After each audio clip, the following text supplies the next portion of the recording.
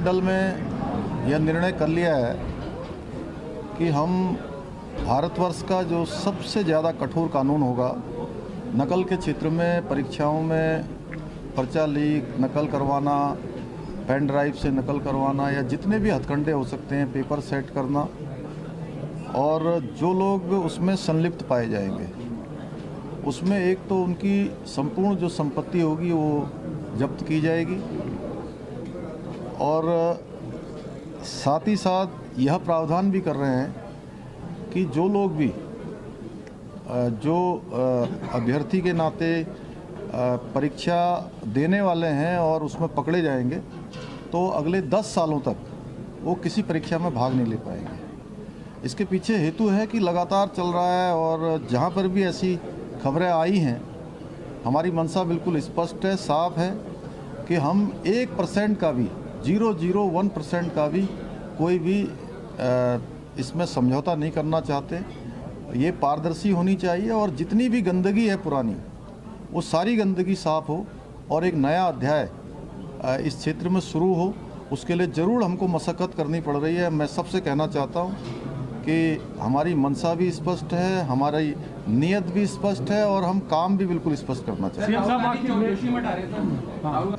अभी आना जाना ये अलग विषय है, लेकिन सभी को इस समय एक तो उत्तराखंड के जोशीमठ की जो घटना है, जोशीमठ की घटना को लेकर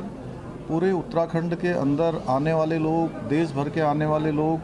उनमें कोई संदेह की स्थिति पैदा ना हो, ऐसा सभी जिम्मेदार लोगों को करना चाहिए कि जोशीमठ में मैं बार बार कह रहा हूँ कि 70% जो वहाँ का आम जनजीवन है वो सामान्य है। वहाँ की सब दुकानें खुली हुई हैं, सारे काम चल रहे हैं। 4 धाम यात्रा हमारी प्रारंभ होने वाली है, 4 धाम यात्रा की तैयारियों में लगे हुए हैं और सभी जानते हैं कि 4 धाम यात्रा सीजन और जो ये यात्रा काल आता है, उस यात्रा काल के कारण से हमारे उत्तराखंड को जहाँ लोगों का आतिथ्य करने का सौभाग्य प्राप्त होता है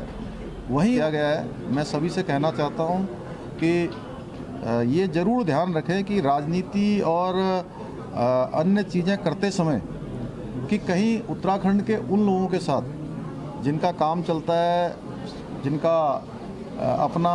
व्यापार चलता है या मैं कहूँ कि आजीविका चलती है, कहीं उसको कहीं जाने अनजाने में कोई नुकसान तो नहीं पहुँचना है। देखिए, मैं सभी से यही कहना चाहता हूँ कि ये राजनीति करने का समय नहीं है। सब लोग सहयोग करें, हम सबका स्वागत करते हैं। हम कोई दलगत भावना से काम नहीं कर रहे हैं। सरकार जो भी काम कर रही है वहाँ पर सबको साथ में लेकर कर रही है और वहाँ जिलाधिकारी के उसमें एक जो कमेटी हमने बनाई है, उस कमेटी में हमने सभी स्टेक होल्डरों को रखा है और उनके जो सुझाव आ रहे हैं, उनकी जो राय आ रही है,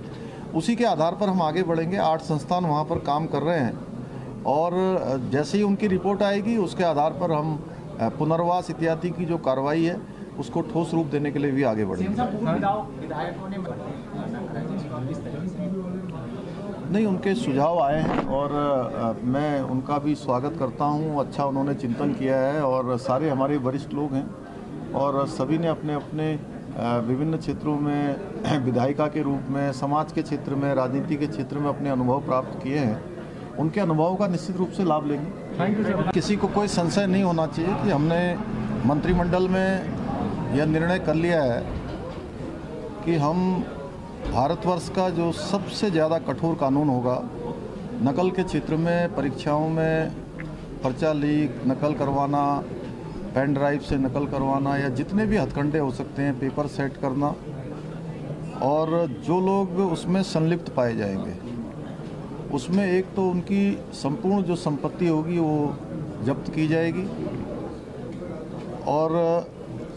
साथ ही साथ यह प्रावधान भी कर रहे हैं कि जो लोग भी जो अभ्यर्थी के नाते परीक्षा देने वाले हैं और उसमें पकड़े जाएंगे तो अगले 10 सालों तक वो किसी परीक्षा में भाग नहीं ले पाएंगे। इसके पीछे हेतु है कि लगातार चल रहा है और जहाँ पर भी ऐसी खबरें आई हैं, हमारी मंशा बिल्कुल स्पष्ट है, साफ है कि हम 1% का भी 0.01% का भी कोई भी इसमें समझौता नहीं करना चाहते। ये पारदर्शी होनी चाहिए और जितनी भी गंदगी है पुरानी वो सारी गंदगी साफ हो और एक नया अध्याय इस क्षेत्र में शुरू हो, उसके लिए ज़रूर हमको मशक्क़त करनी पड़ रही है। मैं सबसे कहना चाहता हूँ कि हमारी मंशा भी स्पष्ट है, हमारी नीयत भी स्पष्ट है और हम काम भी बिल्कुल स्पष्ट करना चाहते हैं। अभी आना जाना ये अलग विषय है, लेकिन सभी को इस समय एक तो उत्तराखंड के जोशीमठ की जो घटना है, जोशीमठ की घटना को लेकर पूरे उत्तराखंड के अंदर आने वाले लोग, देश भर के आने वाले लोग, उनमें कोई संदेह की स्थिति पैदा ना हो, ऐसा सभी जिम्मेदार लोगों को करना चाहिए कि जोशीमठ में मैं बार बार कह रहा हूं कि 70% जो वहां का आम जनजीवन है वो सामान्य है। वहां की सब दुकानें खुली हुई हैं, सारे काम चल रहे हैं। चार धाम यात्रा हमारी प्रारंभ होने वाली है, चार धाम यात्रा की तैयारियों में लगे हुए हैं और सभी जानते हैं कि चार धाम यात्रा, यात्रा सीजन और जो ये यात्रा काल आता है, उस यात्रा काल के कारण से हमारे उत्तराखंड को जहाँ लोगों का आतिथ्य करने का सौभाग्य प्राप्त होता है, वहीं आजीविका का भी एक बड़ा साधन है। इस नाते कहीं पर इतनी गड़बड़ नहीं है जितना उसको प्रदर्शित किया गया है। मैं सभी से कहना चाहता हूं कि ये ज़रूर ध्यान रखें कि राजनीति और अन्य चीज़ें करते समय कि कहीं उत्तराखंड के उन लोगों के साथ जिनका काम चलता है, जिनका अपना व्यापार चलता है, या मैं कहूं कि आजीविका चलती है, कहीं उसको कहीं जाने अनजाने में कोई नुकसान तो नहीं पहुंचना है। देखिए, मैं सभी से यही कहना चाहता हूं कि ये राजनीति करने का समय नहीं है। सब लोग सहयोग करें, हम सबका स्वागत करते हैं। हम कोई दलगत भावना से काम नहीं कर रहे हैं। सरकार जो भी काम कर रही है वहाँ पर सबको साथ में लेकर कर रही है और वहाँ जिलाधिकारी के उसमें एक जो कमेटी हमने बनाई है, उस कमेटी में हमने सभी स्टेक होल्डरों को रखा है और उनके जो सुझाव आ रहे हैं, उनकी जो राय आ रही है,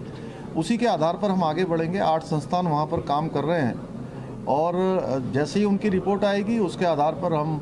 पुनर्वास इत्यादि की जो कार्रवाई है